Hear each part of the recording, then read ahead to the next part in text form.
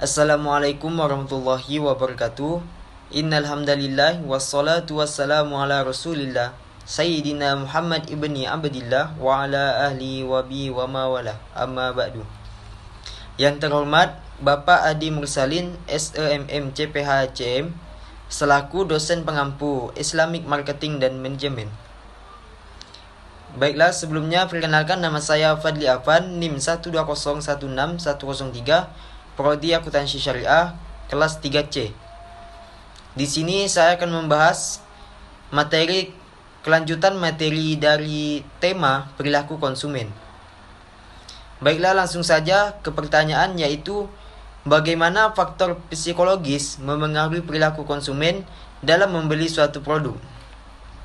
Faktor psikologi mempengaruhi perilaku konsumen dengan menerapkan 3 faktor, yaitu 1. Motivasi, 2. Persepsi, 3. Keyakinan dan sikap. Pertanyaan selanjutnya, apa yang dimaksud dengan faktor sosial? Menurut Bloom dan dalam Sutrisno, faktor sosial adalah faktor yang meliputi hubungan kekeluargaan, pandangan pekerja, kebebasan berpolitik, dan hubungan kemasyarakatan. Pertanyaan selanjutnya, bagaimana faktor sosial memengaruhi perilaku konsumen dalam membeli suatu produk? Faktor sosial mempengaruhi perilaku konsumen dengan 3 faktor, yaitu 1. Kelompok referensi. Kelompok referensi memiliki potensi untuk pembentukan sikap atau perilaku individu. Yang kedua, keluarga. Perilaku pembeli sangat mempengaruhi oleh anggota keluarga. Jadi, vendor berusaha mencari peran usahami, istri, dan anak-anak. Jika keputusan untuk membeli produk tertentu dipengaruhi oleh istri, maka penjual akan mencoba untuk menargetkan wanita dalam iklan mereka. Yang ketiga, peran dan status. Setiap orang memiliki peran dan status yang berbeda dalam masyarakat dalam hal kelompok, klub, keluarga, atau organisasi di mana ia berasal. Pertanyaan selanjutnya, apa yang dimaksud dengan sikap? Sikap menunjukkan penilaian, perasaan, serta tindakan terhadap suatu objek. Sikap yang berbeda-beda terjadi karena adanya pemahaman, pengalaman, dan pertimbangan yang sudah pernah dialami seseorang dalam suatu objek. Maka dari itu, hasil sikap terhadap suatu objek ada yang positif atau menerima dan negatif atau tidak menerima. Pertanyaan selanjutnya, bagaimana sikap konsumen memengaruhi perilaku konsumen dalam membeli suatu produk? Sikap konsumen dalam memengaruhi perilaku konsumen dalam membeli suatu produk dengan beberapa faktor, yaitu 1. Faktor kebudayaan. Kebudayaan merupakan penentu keinginan dan perilaku yang paling mendasar untuk mendapatkan nilai, persepsi, preferensi, dan perilaku dari lembaga-lembaga penting lainnya. Dalam faktor kebudayaan, pemasar harus mengetahui peran apa saja yang dimainkan oleh 1. Budaya, kumpulan nilai-nilai dasar, persepsi, keinginan, dan tingkah laku pelanggan. 2. Subbudaya, sekelompok orang dengan sistem nilai terpisah berdasarkan pengalaman dan situasi kehidupan yang umum. Yang ketiga, kelas sosial, divisi masyarakat yang relatif, permanen, dan teratur dengan para anggotanya. Kedua, faktor sosial. Kelas sosial merupakan pembagian masyarakat yang relatif homogen dan permanen yang tersusun secara hierarkis dan yang anggotanya menganut nilai-nilai, minat, dan perilaku yang serupa. Dan dalam faktor sosial juga memiliki faktor-faktor yang mempengaruhi tingkah laku konsumen, yaitu 1. Kelompok 2 orang atau lebih atau lebih yang berinteraksi untuk mencapai sasaran individual atau bersama. 2. Keluarga, organisasi pembelian konsumen yang paling penting dalam masyarakat dan telah diteliti secara mendalam. 3. Peran dan status, terdiri dari aktivitas yang diharapkan dilakukan seseorang menurut orang-orang yang ada di sekitarnya. 3. Faktor pribadi, didefinisikan sebagai karakteristik psikologis seseorang yang berbeda dengan orang lain, yang menyebabkan tanggapan yang relatif, konsisten, dan bertahan lama terhadap lingkungan. Keputusan membeli juga dipengaruhi oleh beberapa karakteristik pribadi, yaitu 1. Umur dan tahap daur hidup. Orang mengubah barang dan jasa yang mereka beli selama masa hidupnya. 2. Pekerjaan seseorang mempengaruhi barang dan jasa yang dibelinya. 3. Situasi ekonomi. Situasi ekonomi sekarang akan mempengaruhi pilihan produk. 4. Gaya hidup. Pola kehidupan seseorang yang diwujudkan dalam aktiva pekerjaan, hobi, berbelanja, olahraga, kegiatan sosial. Minat, makanan, mode, keluarga, rekreasi, dan opini yang lebih dari kelas sosial dan kepribadian seseorang yaitu kepribadian dan konsep diri. Kepribadian setiap orang jelas mempengaruhi tingkah laku membelinya. Pertanyaan selanjutnya, apa yang dimaksud dengan persepsi? Persepsi adalah pengalaman tentang objek, peristiwa atau hubungan-hubungan yang diperoleh dengan menyimpulkan informasi dan menafsirkan pesan.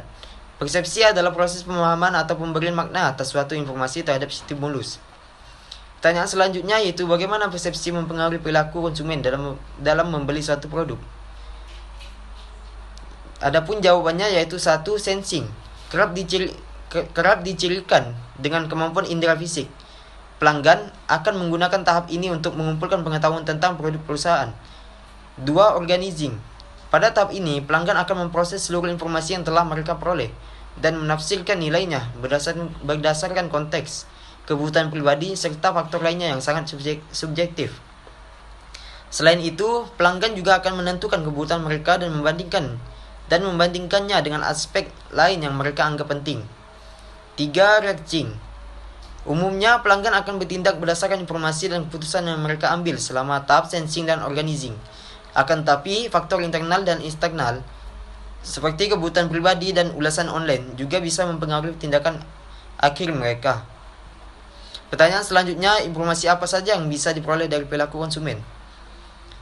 Jawabannya yaitu 1. Keinginan konsumen untuk membeli. Dari studi ini, kamu bisa mendapatkan pemahaman tentang pengaruh campaign terhadap konsumenmu. Kamu juga dapat memahami apakah campaign tersebut dapat berpengaruh terhadap keputusan pembeliannya atau tidak. 2. Analisis campaign.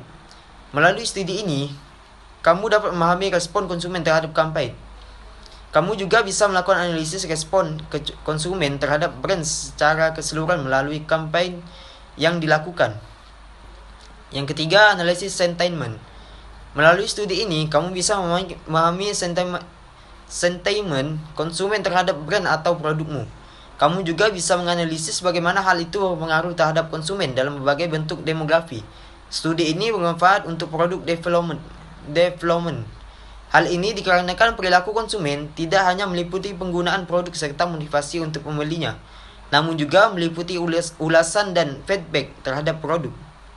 Yang keempat, segmentasi pasar. Setiap orang memiliki motivasi yang berbeda ketika melakukan pembelian. Terkait dengan itu, studi ini dapat membantumu menyusun segmentasi konsumen sesuai dengan kategori atau demografi tertentu.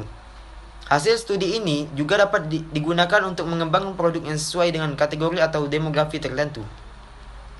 Pertanyaan selanjutnya yaitu jelaskan apa yang dimaksud dengan segmentasi, targeting, dan positioning. Yang pertama, segmentasi pasar adalah pengelompokan pasar menjadi kelompok konsumen yang homogen. Di setiap kelompok atau bagian dapat dipilih sebagai pasar yang dituju atau ditargetkan untuk pemasaran suatu produk. Yang kedua, targeting adalah tindakan menilai ketertarikan dan minat dari beragam segmen pasar, kemudian menentukan segmen pasar mana yang akan dijadikan sebagai target pasar. Yang ketiga, positioning atau penempatan produk adalah upaya untuk menempatkan posisi produk dalam menghadapi persaingan. Pertanyaan selanjutnya, jelaskan dasar-dasar dalam melakukan segmentasi. Ada 2 dasar dalam melakukan segmentasi, yaitu pada pasar konsumen dan pada pasar industri. Yang pertama, dasar-dasar segmentasi pada pasar konsumen. Variabel geografi. Variabel tersebut antara lain wilayah, ukuran daerah, ukuran kota, dan kepadatan iklim. Lalu variabel demografi. Variabel tersebut antara lain umur, keluarga, siklus hidup, pendapatan, pendidikan, dan lain-lain. Lalu variabel psikologis. Variabel tersebut antara lain kelas sosial, gaya hidup, dan kepribadian. Yang kedua, dasar-dasar segmentasi pada pasar industri. Tahap 1 yaitu menetapkan segmentasi makro, yakni pasar pemakai akhir, lokasi geografis, dan banyaknya langganan. Tahap 2 yaitu sikap terhadap penjual, ciri-ciri kepribadian, kualitas produk, dan pelanggan. Pertanyaan selanjutnya, ada beberapa syarat segmentasi yang efektif. Sebutkan dan jelaskan. Ada beberapa syarat segmentasi yang efektif, yaitu 1. Dapat diukur atau Measurable adalah segmen pasar harus dapat membantu perusahaan dalam mengukur potensi, daya beli konsumen serta ukuran alokasi sumber daya. Yang kedua, dapat dicapai atau accessible adalah segmen tersebut harus mudah dijangkau untuk dilayani. Yang ketiga, cukup besar atau cukup menguntungkan atau substansial adalah segmen tersebut harus besar dan profitable atau untuk dilayani. Yang keempat, dapat dibedakan atau differentiable adalah segmen tersebut harus dapat dibedakan dengan jelas. Yang kelima, dapat dilaksanakan atau actionable adalah segmen tersebut dapat dijangkau atau dilayani dengan sumber daya yang dimiliki perusahaan. Pertanyaan selanjutnya, sebutkan dan jelaskan tingkatan dalam segmentasi. 1. Pemasaran massal. Pemasaran massal berfokus pada produksi massal, distribusi massal, dan promosi massal untuk produk yang sama dalam cara yang hampir sama ke seluruh konsumen. Yang kedua, pemasaran segmen. Pemasaran segmen menyadari bahwa pembeli berbeda dalam kebutuhan, persepsi, dan perilaku pembelian pemasaran ceruk. Pemasaran ceruk berfokus pada subgroup di dalam segmen-segmen. Suatu ceruk adalah suatu grup yang didefinisikan dengan lebih sempit. Pemasaran mikro, praktik yang penyesuaian produk dan program pemasaran agar cocok dengan cita rasa individu atau lokasi tertentu. Termasuk dalam pemasaran mikro adalah pemasaran lokal dan pemasaran individu penjual atau produsen berada dalam posisi yang lebih baik untuk memilih kesempatan pemasaran. Pertanyaan selanjutnya, jelaskan model sederhana pengambilan keputusan pembelian konsumen. Adapun 1. Tahapan masukan. Pada tahap masukan mempengaruhi pengenalan konsumen terhadap kebutuhan dan keinginan pada suatu produk dalam usaha pemasaran yang dilakukan oleh pemasar, atau disebut kualitas produk itu sendiri, harganya, dan menciptakan citra merek yang baik. Kemudian pengaruh lingkungan sosial eksternal atas konsumen, keluarga, sumber informasi, dan teman-teman. Dampak kumulatif dari setiap usaha pemasaran, pengaruh keluarga dan teman-teman semuanya merupakan masukan yang mungkin mempengaruhi apa yang dibeli konsumen dan bagaimana mereka menggunakan apa yang mereka beli. Tahap 2. Proses. Pada tahap ini memfokuskan bagaimana cara konsumen dalam mengambil keputusan yang mempengaruhi oleh faktor psikologi, motivasi, persepsi, pengetahuan, kepribadian, dan sikap. Yang ketiga, pengenalan kebutuhan. Proses pembelian dimulai ketika pembeli mengenali masalah atau kebutuhan. Kebutuhan tersebut dapat dicetuskan oleh rangsangan internal atau eksternal. Keempat, mencari informasi. Sebelum proses pembelian ini sangat berkaitan dengan informasi tentang sumber-sumber dan menilainya. Untuk memenuhi kebutuhan dan keinginan yang dirasakan, melalui pengumpulan informasi, konsumen mengetahui produk-produk yang bersaing dan keistimewaan masing-masing produk. Pertanyaan selanjutnya, jelaskan motif-motif pembelian menurut Bukhari. Menurut Bukhari, motif-motif keputusan pembelian sebagai berikut. 1. Primary buying motif, yaitu motif untuk membeli yang sebenarnya, misalnya kalau wanita ingin cantik akan mencari make up.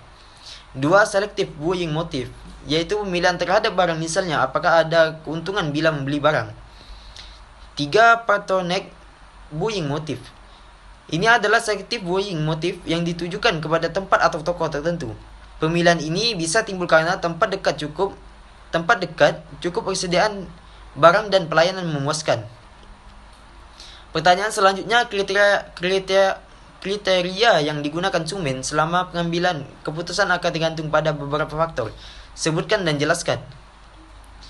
Menurut James F. Engel, Roger D. Blackwell, Paul W. Miner, dalam Saladin, terdapat 3 faktor yang mempengaruhi dalam pengambilan keputusan, yaitu 1. Pengaruh lingkungan, terdiri dari budaya, kelas sosial, keluarga, dan situasi. Sebagai dasar utama perilaku konsumen adalah memahami pengaruh lingkungan yang berbentuk atau menghambat individu dalam mengambil keputusan berkonsumsi mereka. 2. Perbedaan dan pengaruh individu, terdiri dari motivasi dan keterlibatan, pengetahuan, sikap, kepribadian, gaya hidup, dan demografi. Perbedaan individu merupakan faktor internal, interpersonal yang menggerakkan serta mempengaruhi lingkungan. 3. Proses psikologis, terdiri dari pengolahan informasi, pembelajaran, perubahan sikap, dan perilaku. Ketiga faktor tersebut menambah minat utama dari penelitian konsumen sebagai faktor yang turut mempengaruhi perilaku konsumen dan pengambilan keputusan pembelian. Pertanyaan selanjutnya, ada 4 sudut pandang dalam menganalisis pengambilan keputusan konsumen. Sebutkan dan jelaskan. 1. Sudut pandang ekonomis. Konsumen sebagai orang yang membuat keputusan secara rasional, yang mengetahui semua alternatif produk yang tersedia dan harus mampu membuat peringkat dari setiap alternatif yang ditentukan dipertimbangkan dari kegunaan dan kerugiannya, serta harus dapat mengidentifikasikan satu alternatif yang terbaik. Disebut economic man. 2. Sudut pandang kognitif. Konsumen sebagai cognitive man atau sebagai problem solver. Konsumen merupakan pengolah informasi yang selalu mencari dan mengevaluasi informasi tentang produk dan gerai. Pengolah informasi selalu berujung pada pembentukan pilihan. Terjadi inisiatif untuk membeli atau menolak produk. 3. Sudut pandang emosional. Menekankan emosi sebagai pendorong utama sehingga konsumen membeli suatu produk. Favoritisme. Buktinya seseorang berusaha mendapatkan produk favoritnya. Apapun yang terjadi, benda-benda yang menimbulkan kenangan juga dibeli berdasarkan emosi. 4. Kriteria evaluasi. Kriteria evaluasi berisi dimensi atau atribut tertentu yang digunakan dalam menilai alternatif pilihan. Kriteria alternatif dapat muncul dalam berbagai bentuk. Misalnya dalam membeli mobil, seorang konsumen mungkin mempertimbangkan kriteria keselamatan, kenyamanan, harga, merek, negara asal, dan juga spek hedonik seperti gengsi, kebahagiaan, kesenangan, dan sebagainya. Pertanyaan selanjutnya, menurut Klotter, ada beberapa tahap dalam mengambil suatu keputusan untuk melakukan pembelian. Sebutkan dan jelaskan. 1. Pengenalan masalah. Merupakan faktor terpenting dalam melakukan proses pembelian, di mana pembeli akan mengenali suatu masalah atau kebutuhan. Pembeli merasakan perbedaan antara keadaan nyata dan keadaan yang diinginkan. 2. Pencarian informasi. Seorang selalu mempunyai minat atau dorongan untuk mencari informasi. Apabila dorongan tersebut kuat dan objek yang dapat memuaskan kebutuhan itu tersedia, maka konsumen akan bersedia untuk membelinya. Konsumen dapat memperoleh informasi dari beberapa sumber, yaitu terdiri dari sumber pribadi, sumber komersial, dan sumber pengalaman. Yang ketiga, evaluasi alternatif. Konsumen akan mempunyai pilihan yang tepat dan membuat pilihan alternatif secara teliti terhadap produk yang akan dibelinya. Ada konsumen yang menggunakan lebih dari satu prosedur evaluasi, tergantung pada konsumen dan keputusan pembelian. Yang keempat, keputusan pembeli. Setelah konsumen mempunyai evaluasi alternatif, maka konsumen akan membuat keputusan untuk membeli. Penilaian keputusan menyebabkan konsumen membentuk pilihan merek di antara beberapa merek yang tersedia. Yang kelima, perilaku pasca pembelian. Artinya, tahap dari proses keputusan membeli, konsumen mengambil tindakan lebih lanjut setelah membeli berdasarkan rasa puas atau tidak puas. Pembeli merasa puas atau tidak puas dalam proses pembelian terletak pada hubungan antara penilaian suatu produk dan harapan konsumen. Pertanyaan selanjutnya, apa saja yang saudara dapatkan setelah Anda membaca modul perilaku konsumen? Setelah membaca modul perilaku konsumen yang diberikan, terdapat banyak sekali teori-teori yang saya dapatkan, di mana saya dapat mengetahui apa saja manfaat-manfaat dari perilaku konsumen. Saya dapat mengetahui faktor-faktor yang mempengaruhi perilaku konsumen, dan saya juga bisa mengetahui faktor-faktor apa saja yang dapat mempengaruhi dalam proses pengambilan keputusan untuk membeli. Yang tentunya nanti teori-teori yang sudah saya dapatkan, ini dapat saya terapkan dalam bisnis saya. Pertanyaan selanjutnya, jelaskan tafsir ayat-ayat konsumsi dan implikasinya terhadap pengembangan ekonomi. Terdapat beberapa dalil yang menerangkan tentang konsumsi yang bisa dijadikan sebagai acuan bagi seseorang. 1. Anjuran untuk tidak berlebih-lebihan dalam berkonsumsi. Dalam hal ini, Allah SWT berfirman yang artinya, "Hai anak-anak Adam, pakailah pakaianmu yang indah di setiap memasuki masjid. Makan dan minumlah dan jangan berlebih-lebihan. Sesungguhnya Allah tidak menyukai orang-orang yang berlebih-lebihan." Yaitu terdapat pada Quran surah Al-A'raf ayat 31. Yang kedua, anjuran mengonsumsi yang baik dan halal. Allah Subhanahu wa taala berfirman, "Wahai manusia, makanlah dari makanan yang halal dan baik yang terdapat di bumi, dan janganlah kamu mengikuti langkah-langkah setan. Sungguh setan itu musuh yang nyata bagimu." Yaitu terdapat pada Quran surah Al-Baqarah ayat 168. Allah menjelaskan bahwa diam atas memberi rezeki kepada seluruh makhluknya. Dia menganugerahkan kepada mereka kebolehan memakan makanan yang halal lagi baik, serta melarang mereka memakan makanan yang diharamkannya kepada Allah. Allah menyuruh hambanya yang beriman memakan yang baik-baik dan rezeki yang telah dianugerahkan kepada mereka. Oleh karena itu, hendaklah mereka bersyukur kepadanya. Jika mereka mengaku sebagai hambanya, memakan makanan halal merupakan sarana untuk diterimanya doa dan ibadah. Baiklah, hanya itu yang bisa saya sampaikan. Kurang dan lebihnya saya mohon maaf. Wabillahi taufiq wal hidayah. Wassalamualaikum warahmatullahi wabarakatuh.